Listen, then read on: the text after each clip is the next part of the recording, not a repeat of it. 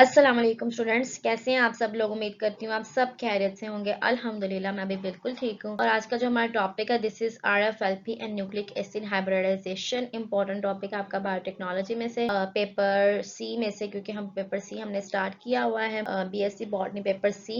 So let's get started. Before that, you have to subscribe the channel, like the video, and share as much as possible.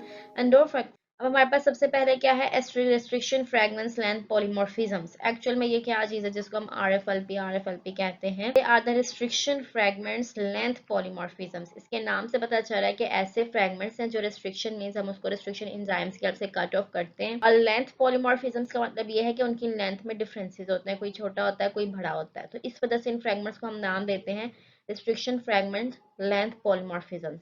और ये depend करते हैं DNA का कौन सा sequence है और न्यूक्लिक एसिड्स के अंदर कितनी लेंथ है, बेसिस की क्या लेंथ है, उस बेस पे फिर इसको ये नाम दिया गया है आरएफ। अब ये सब हम स्टडी करेंगे होता कैसे है कि differences in the DNA sequences. आपको पता है डीएनए सीक्वेंसेस में डिफरेंस तो होता ही है ऑन होमोलोगस क्रोमोसोम्स। जो हमारे पास होमोलोगस क्रोमोसोम्स होते हैं that result in the different restriction fragments. इसका रिजल्ट ये होता है कि हमारे पास डिफरेंट रिस्ट्रिक्शन फ्रेगमेंट बन जाते हैं और उनके पैटर्न्स भी मुख्तलिफ होते हैं, are presently scattered abundantly throughout the genome. यानी जो पूरा जीनोम है उसमें ये डिफरेंट अबंडेंटली और स्कैटर्ड होते हैं बिल्कुल रैंडमली, ठीक है, through out the human genome including the human genome. यहाँ तक कि ह्यूमन जीनोम में भी ऐसे ही होता है कि तो कोई भी ऑर्गेनिज्म का अगर आप जीनोम देखो तो ये रिस्ट्रिक्शन फ्रेगमेंट्स या डीएनए के सीक्वेंसेस का जो डिफरेंस है उनके लेंथ में, उनके साइज में, ये स्कैटर्ड है पूरे जीनोम में, ठीक है। जो फुल एक जीनोम होता है, जीनोम का मतलब है पूरा जेनेटिक मेकअप, जितने भी नंबर ऑफ क्रोमोसोम्स है। लाइक अगर ह्यूमन के केस में 46 है तो 46 क्रोमोसोम की जो पूरी अरेंजमेंट होती है उसको हम कहते हैं ये जीनोम है। और ये जो पूरे उसके नंबर हैं किस किस तरह से उसमें सीक्वेंसेस अरेंज है, ठीक है। So such differences are called the restriction fragment and length polymorphisms. In differences को ही हम कहते हैं restriction fragment length polymorphisms। और इसका word meaning के हिसाब से मैंने आपको जैसे बताया वो ही इसका मतलब बनता है कि इनको इंजाइम से कट किया जा सकता है या इनको रिस्ट्रिक्ट कर दिया जाता है कि थोड़े थोड़े सीक्वेंस, छोटे छोटे सीक्वेंस तक रिस्ट्रिक्ट करते हैं, फ्रैगमेंट बन जाते हैं, लेंथ के हिसाब से इनमें फ़र्क होता है, इसीलिए इसको पोलीमॉर्फिज्म्स कहते हैं, यानी different in their shapes or structure. So that's why they call the polymorphisms and length polymorphism, क्योंकि उनकी लेंथ में फ़र्क आता है। This type of difference act as a marker. इस तरह के डिफरेंस को एक मार्कर के तौर पे उसका जो एक्शन हो जाता है, यानी एक स्पेशल चीज जो अलग हमें नजर आती है। फॉर अ पर्टिकुलर लोकस, एक खास लोकस के लिए, उस पोजीशन के लिए जहाँ पे वो जीन प्रेजेंट है इन द जीनोम। जो भी हम पूरा जीनोम देख रहे हैं उसमें हम एक पर्टिकुलर लोकस पे देखते हैं कि वो मार्कर है। मार्कर का मतलब क्या होता है कि निशान लगाते हैं ना मार्कर से, एक मोटा निशान लगाना। हम जब किसी चीज को हाईलाइट करना तो हम मार्कर से उसको टिक करते हैं, क्रॉस करते हैं या उस पर निशान लगाते हैं, मतलब उसको हम हाईलाइट कर सकते हैं एक खास लोकस के लिए। लोकस आपको पता है ऐसी जगह जहाँ पे जीन प्रेजेंट है, तो उस खास जीन की पोजीशन को बताने के लिए हम इसको मार्कर कहते हैं और कहते हैं कि ये मार्कर के तौर पे एक्ट करता है। सिंस अ गिवन आरएफपी, क्योंकि आपको पता है कि जब हम एक गिवन आरएफपी हमारे पास होता है, they are the marker, they are occurred frequently, वो बार बार ज़ाहिर रिपीट होते हैं in numerous variants in population. यानी एक पूरी पॉपुलेशन में जब हम डिफरेंट ऑर्गेनिजम्स को देखेंगे तो वो बार बार ऐसे मार्कर्स जो है वो रिपीट होते हैं अपने साइज के हिसाब से, कुछ सेम भी हो सकते हैं कुछ डिफरेंट भी होते हैं।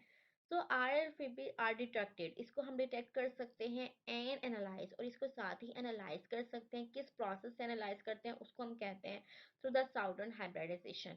The process is known as southern hybridization. अब इन प्रोसेस को हम पूरी डिटेल में डिस्कस करेंगे नेक्स्ट लेक्चर्स में, क्योंकि आज अगर करते हैं तो वो ज़्यादा लेंथी हो जाना था।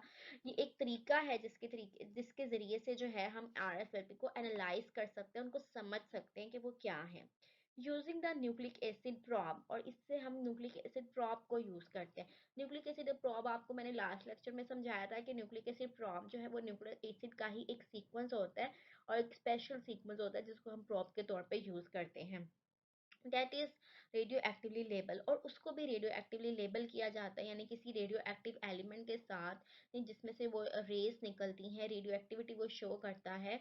तो रेडिएशन की मदद से हम उसको पहचान सकते हैं, उसके रास्ते को देख सकते हैं, पता चल सकता है कि वो वहाँ पे है या नहीं, क्योंकि उसकी एमिशन से पता चलता है। वो समटाइम लाइटन करता है, वो चमकता है, उससे पता चल जाता है। तो इस तरह हम न्यूक्लिक एसिड प्रॉब को भी साथ यूज करते हैं ताकि पता चल सके फ्रेगमेंट कहाँ से कहाँ तक है या कहाँ पे मूव कर रहा है, ठीक है। उसके अलावा फॉर सच एनालिसिस, जब आपने इस तरह की एनालिसिस करनी है, DNA from the entire genome is ये जो पूरा जीनोम है is taken as a starting material. इसके लिए हम ऐसे करते हैं कि पूरे जीनोम से डीएनए लेते हैं, वो स्टार्टिंग मटेरियल होता है हमारा, और फिर हम उसको पूरा प्रोसेस को परफॉर्म करते हैं। DNA subjected to southern blotting कह लो आप इसको, या साउदर्न हाइब्रिडाइजेशन। डीएनए के ऊपर फिर हम जो साउदर्न हाइब्रिडाइजेशन है उसका पूरा प्रोसेस परफॉर्म करते हैं। वो कैसे करते हैं वो हम नेक्स्ट लेक्चर्स में देख लेंगे। एंड RLP आज यूज्ड एज अ प्रोब, और RFLP को हम प्रोब के तौर पे यूज कर लेते हैं आइडेंटिफाई करने के लिए, पहचान करने के लिए, ठीक है।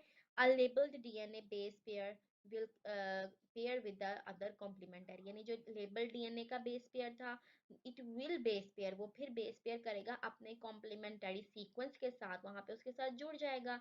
अमंग द न्यूमरस बैंड्स, जो उसके साथ डिफरेंट उसके सामने बैंड्स है that result from the gel electrophoresis, जो हमने जेल इलेक्ट्रोफोरेसिस से न्यूमरस बैंड बनाए थे, फिर हमने प्रोब के तो यूज किया RFLP को। जो डीएनए था वो लेबल वाला डीएनए था जिसको हम लेबल कर चुके थे, वो बेस पेयर करेगा अपने कंप्लीमेंटरी बेस के साथ उस पैटर्न में जो हमने जेल इलेक्ट्रोफोरेसिस से हासिल किया। सो दी RFLP मार्कर, और ये जो RFLP मार्कर है this is inherited in the Mendelian fashion. होता क्या है कि इनका जो इनहेरिटेंस का प्रोसेस है, यानी एक जनरेशन से दूसरी जनरेशन में जाने का अमल जो है वो उनका मेंडेलियन फैशन पे होता है। तो इससे फिर फायदा ये होता है कि they are as genetic marker, इसको हम फिर जेनेटिक मार्कर के तौर पे भी कह सकते हैं कि ये जेनेटिक मार्कर के तौर पे भी एक्ट करता है। फॉर मेकिंग द लिंकेज, क्योंकि हम आसानी से फिर मेंडेलियन के फैशन में ही लिंकेज मैप्स बना सकते हैं। जैसे मेंडेलियन अपनी डिफरेंट लिंकेज के प्रोसेस से हम, जैसे क्रॉस लिंकेज है, क्रॉसिंग ओवर है, या डिफरेंट डोमिनेंट रिसेसिव लिंकेजेस हैं, इस तरह के लिंकेजेस जब हम स्टडी करते हैं तो ये RLFP को भी उसी तरीके से उसी तरह के मैप्स बना के आसानी से स्टडी किया जा सकता है।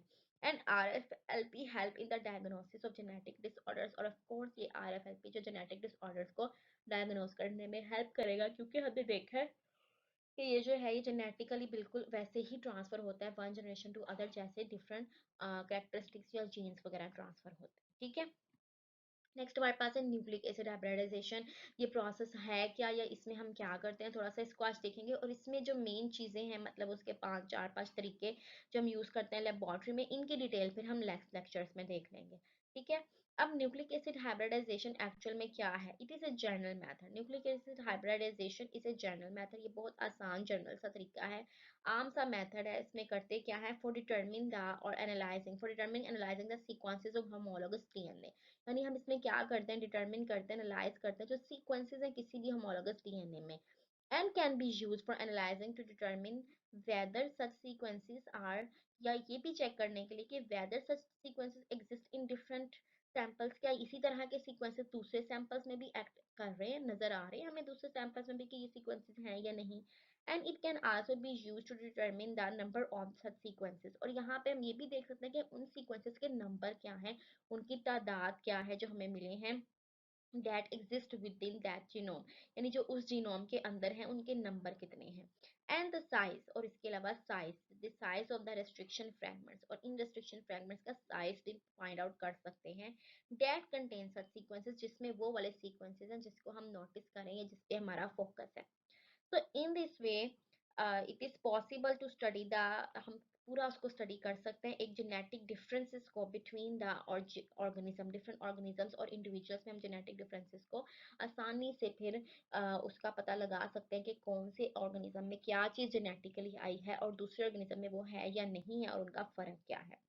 And the nucleic acid hybridization analysis used in laboratory techniques. अब ये जो 5 लेबोरेटरी टेक्निक्स है जो मोस्टली हम यूज करते हैं न्यूक्लिक एसिड हाइब्रिडाइजेशन को परफॉर्म करने के लिए, जिसमें हमारे पास restriction enzyme, digestion of DNA, यानी रेस्ट्रिक्शन एंजाइम यूज करते हुए डीएनए की डाइजेशन करेंगे, उसको तोड़ देंगे, वो अलग अलग पीसीस हो जाएंगे। ये वो है जो हम ऑलरेडी स्टडी कर चुके हैं। उसके अलावा जेल इलेक्ट्रोफोरेसिस है, वो भी हम ऑलरेडी ही देख चुके हैं कि जेल इलेक्ट्रोफोरेसिस में डिफरेंट फ्रैगमेंट्स बनाते हैं और उसको हम स्टडी करते हैं।